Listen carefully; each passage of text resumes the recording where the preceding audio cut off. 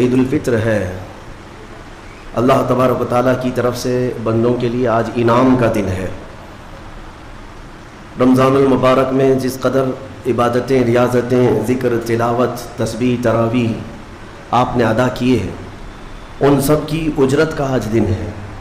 اللہ رب العزت کی طرف سے آج بے پناہ بخشش، رحمت اور خزانہ برکت تقسیم کیے جاتے ہیں۔ عید کا تصور اسلام میں کیا ہے؟ خوشیاں منانا۔ اور اللہ تعالیٰ قرآن میں فرماتا ہے محبوب آپ فرما دیں جب تمہارے پاس اللہ کا فضل اور اس کی رحمت آئے تو خوشیاں مناؤ۔ اللہ کا فضل اور اس کی رحمت آئے تو خوشیاں مناؤ۔ قل بفضل اللہ وبرحمتہ فبذلک فلیفرحوا۔ اب جب اللہ کا فضل ہوگا اور جب اس کی رحمت ہوگی ہم خوشیاں منائیں گے۔ اور خوش ہونے کا انداز اور طریقہ کیا ہونا چاہیے؟ وہ سنت نبوی سے ہمیں حاصل کرنا چاہیے۔ خوشیاں منانے کا مطلب یہ نہیں ہے کہ ہم دنیا جیسے خوشیاں مناتی ہے اسی انداز میں منانے لگ جائیں۔ اسلام ہر چیز میں خط امتیاز رکھتا ہے۔ تمہاری عبادتوں کا طریقہ الگ ہے، تمہارے رب کو پکارنے کا طریقہ الگ ہے، رب تعالیٰ کے حضور سر بسجود ہونے کا طریقہ الگ ہے۔ رب تبارک و تعالیٰ نے تمہیں ممتاز پیدا کیا ہے، ظاہر سی بات ہے تمہاری خوشیاں بھی ممتاز ہونی چاہیے۔ پوری کائنات میں لوگ اگر خوشیوں میں ڈوب کر شراب نوشی کرتے ہیں تو یہ خوشیاں نہیں ہیں۔ اگر آج کی رات یا آج کا دن لوگ یہ سمجھتے ہیں کہ خوشیوں کا مطلب ہے کہ خوب انٹرٹینمنٹ کیا جائے، نفس جو چاہتا ہے وہ سب کر لیا جائے، تو اسلام اسے خوشیاں نہیں کہتا۔ میرے عزیزو، میں یقین کے ساتھ کہتا ہوں کہ اسلام میں جو بھی عید آئی ہے، جو بھی عید ہے، آپ اس کا تجزیہ کر کے دیکھیں۔ آپ کو کھلے میدانوں میں سڑکوں پر چھوڑ نہیں دیا جاتا کہ دن بھر جو کرنا ہے کرو، نہیں، بلکہ خوشیاں منانے کا طریقہ یہ بتایا گیا ہے کہ سب سے پہلے اٹھنے کے بعد وضو، غسل، عطر، خوشبو کے ساتھ پہلے بارگاہ رب العزت میں آؤ اور سجدہ کرو۔ یہ خوشیاں منانے کا سب سے پہلا طریقہ یہ ہے کہ مسلمان جب سب سے زیادہ خوش ہوتا ہے تو سجدہ کرتا ہے۔ تو سجدہ کرنے کے لیے آج عیدگاہوں میں، مسجدوں میں جو لوگوں کی آج قطاریں ہیں، صفیں لگی ہیں، میرے عزیزو، یہ اسلام کا خوشی منانے کا طریقہ ہے۔ یہ نہیں کہ لوگوں کے درمیان کچرا بن کر کے، لوگوں کو ایذا دے کر کے خوشیاں منائی جائے، اسلام اس کا قائل نہیں ہے۔ بہرحال سب سے بڑی خوشی ہمارے لیے کون سی ہے؟ اللہ نے فرمایا قرآن میں، اے محبوب آپ فرما دے جب اللہ کا فضل آئے اور اس کی رحمت تو خوشیاں مناؤ۔ تو اللہ کا فضل اور اس کی رحمت کیا ہے؟ اللہ کا فضل اور اس کی رحمت کیا ہے؟ بہت ساری چیزیں۔ رمضان یہ اللہ کا فضل ہی تو تھا، تمہیں کھلا پلا رہا ہے یہ اللہ کی رحمت ہی تو تھی، تمہیں صحت اور تندرستی دیا یہ اس کی رحمت ہی تھی۔ تو یہ فضل اور یہ رحمت ہے، لیکن سب سے بڑی رحمت جب تمہارے پاس آئے تو خوشیاں مناؤ۔ قرآن کہتا ہے سب سے بڑی رحمت کیا ہے؟ وَمَا أَرْسَلْنَاكَ إِلَّا رَحْمَةً لِّلْعَالَمِينَ۔ محبوب ہم نے آپ کو سارے جہانوں کی رحمت بنا کر بھیجا ہے۔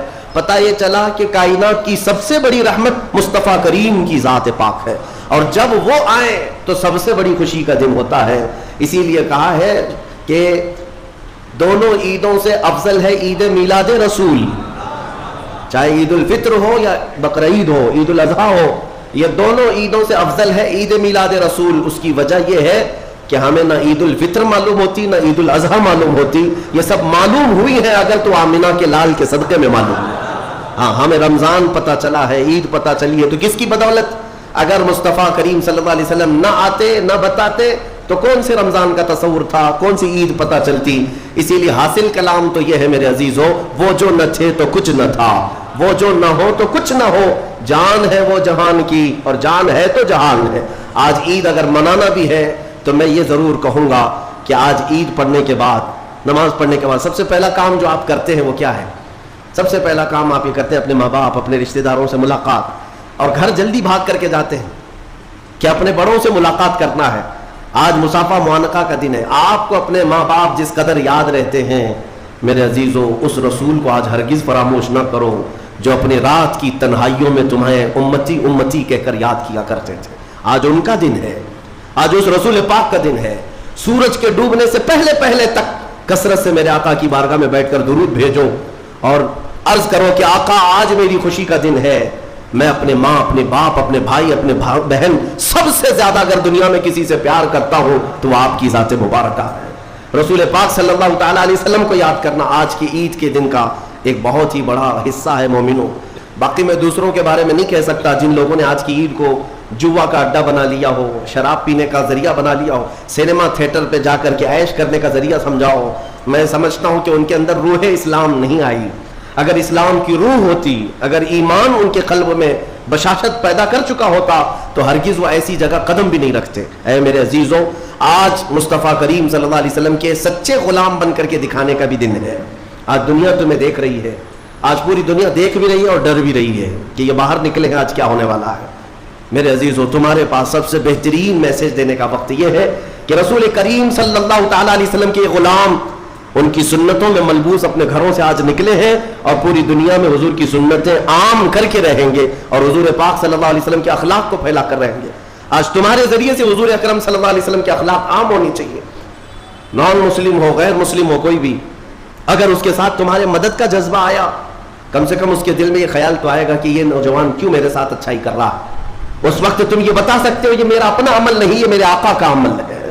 نبی پاک صلی اللہ تعالیٰ علیہ وسلم آج کے دن غریبوں کو نہیں بھولتے, یتیموں کو فراموش نہیں کرتے. حضور پاک صلی اللہ تعالیٰ علیہ وسلم آج ان یتیموں, بیواؤں, سب کے گھروں کا خیال تک رکھتے تھے. عزیزان گرامی وقار, آج عید کے ان لمحات میں یقیناً رمضان المبارک گزر جانے کے بعد خوشیوں کا دن ضرور ہوتا ہے, لیکن ساتھ ہی آج ہمیں قلق بھی ہے, غم بھی ہے ہمارے ان بھائیوں کا جو آج عید منانے کے لیے یا تو ہمارے ساتھ نہیں ہیں, ناحق جیلوں میں بند ہیں, کچھ بے قصور قیدی ہیں, اور بہت سارے وہ لوگ ہیں جن کے ہاں اسباب کی کمی ہے اور کوئی عید نہیں ہے ان کے ہاں. وہ فلسطین کا علاقہ ہو کہ شام ہو کہ یمن ہو کہ عراق ہو, ان کے ہاں کوئی عید نہیں. وہ کھلے میدانوں میں آج بھی ایک ایک روٹی اور بوٹی کے لیے ترس رہے ہوں گے. آج اس درد کے ساتھ ہم عید کے لیے حاضر ہیں اور بارگاہ مولا میں یہ عرض ضرور کریں گے کہ مولا, جہاں تو ہمیں نرم لقمے کھلا رہا ہے, حضور کی اس غریب امت پر بھی رحم فرما دے. ایک میرا ہی رحمت میں دعویٰ نہیں, شاہ کی ساری امت پہ لاکھوں سلام. آج عید کے دن جو کام کرنے کے ہیں, میرے مصطفیٰ کریم صلی اللہ علیہ وسلم کو راضی کرنے کا دن ہے. آج کے دن حضور فرماتے ہیں اللہ تعالیٰ کو سب سے زیادہ پسندیدہ جو عمل ہے, سب سے زیادہ پسندیدہ وہ دو ہے. دو عمل اللہ کو بہت پسند ہے آج کے دن. فرمایا میرے آقا صلی اللہ علیہ وسلم, وہ دو عمل کیا ہے؟ حضور فرماتے ہیں پہلی چیز یہ ہے کہ اللہ رب العزت کی بڑائی بیان کرنا. اللہ اکبر, اللہ اکبر, اللہ اکبر, لا الہ الا اللہ, اللہ اکبر, اللہ اکبر وللہ الحمد. یہ اللہ رب العزت کی بڑائی, تکبیر, اللہ سب سے بڑا ہے, یہ تکبیر بیان کرنا پہلا عمل اللہ کو سب سے زیادہ پسند ہے. دوسرا عمل استغفار, استغفر اللہ, استغفر اللہ, استغفر اللہ, استغفر اللہ ربی من کل ذنب واتوب الیہ. دو عمل آج کے دن اللہ بہت پسند فرماتا ہے. ایک اس کی بڑائی بیان کرنا تکبیر, اور دوسرے استغفار. اور فرمایا کہ جب اپنے گھروں سے نکلو تو تکبیر کہتے ہوئے نکلو. کتنے لوگ ایسے ہیں جو تکبیر پڑھتے ہوئے آئے؟ بہت کم لوگ ہیں, سب اپنے اپنے دھن میں چلے جا رہے ہیں. یہاں تک کہ فرمایا اس تکبیر کا اہمیت کا اندازہ اس سے لگاؤ, آنے کے وقت جس راستے سے آئے تھے عید کے لیے, جانے کے وقت دوسرے راستے سے جاؤ. واجب نہیں ہے, لیکن اس کی حکمت کیا ہے؟ ایک راستے سے آنا اور دوسرے راستے سے جانا سنت. فرمایا گیا کہ جب تم ایک راستے سے تکبیر پڑھتے ہوئے آتے ہو تو اس راستے پر موجود جتنے مکان, پتھر, درخت ہیں وہ سب تمہاری تکبیر کی گواہی دیں گے. قیامت کے دن تمہاری تکبیر کی وہ گواہی دیں گے کہ مولا یہ ہمارے سامنے سے تیری بڑائی کرتا ہوا گزرا ہے. تو ہو سکے دوسرے راستے پر بھی گزرو تاکہ زیادہ سے زیادہ ان تمام چیزوں کو اپنی تکبیر کا گواہ بنایا جا سکے. تو اس سے اندازہ کریں کہ تکبیر آج کے دن بہت اہمیت کی حامل ہے, اور اسی تکبیر کی آج ضرورت بھی ہے مسلمان کو. اقبال نے بہت اچھے انداز میں کہا تھا, کفر دم توڑ دے گا ٹوٹی ہوئی شمشیر کے ساتھ, گر تم نکل آ جاؤ ایک بار نعرے تکبیر کے ساتھ. مطلب یہ ہے کہ اس تکبیر کا آج بھی بہت سارے لوگوں کو انتظار ہے جس تکبیر کی آواز سے ہی کفر کے خیموں میں ہلچل مچ جائے. وہ صرف اور صرف حلق سے نکلنے والی تکبیر نہیں ہے, وہ ایمان کی بشاشت اور توکل کے ساتھ نکلنے والی تکبیر ہے. اللہ رب العزت ہم سب کو کہنے سننے سے زیادہ عمل کی توفیق عطا فرمائے. آج میرے عزیزوں عید الفطر میں جو نہیں کرنے کے کام ہے وہ مجھے بتانے کی ضرورت نہیں. سمجھدار طبقہ ہے ہمارا. آج شام تک ایک بات طے کر کے رکھ لینا, کیونکہ کل رات کو ہی شیطان آیا ہے چھوٹ کر کے قید سے, اور وہ اپنے پورے فورس کے ساتھ چاہتا ہے کہ تمہیں کسی نہ کسی طرح سے ان راستوں سے لے کر گناہوں کے اڈوں پر لے جاؤ. کتنے ایسے لوگ ہیں جو ایک ہی دن میں اس کے شکنجے میں پھنس جاتے ہیں, یہ ان کا معاملہ ہے. اسی لیے آج شام تک اپنے آپ کو کنٹرول کرو کہ میں نہ آج گانے بجانے, سینما اور جوؤں کی طرف جاؤں گا, اور نہ ہی بے حیائی کے اڈوں کی طرف جاؤں گا. آج کا دن اللہ رب العزت اپنے فرشتوں پر رشک فرماتا ہے. توجہ تو چاہتا ہوں, توجہ.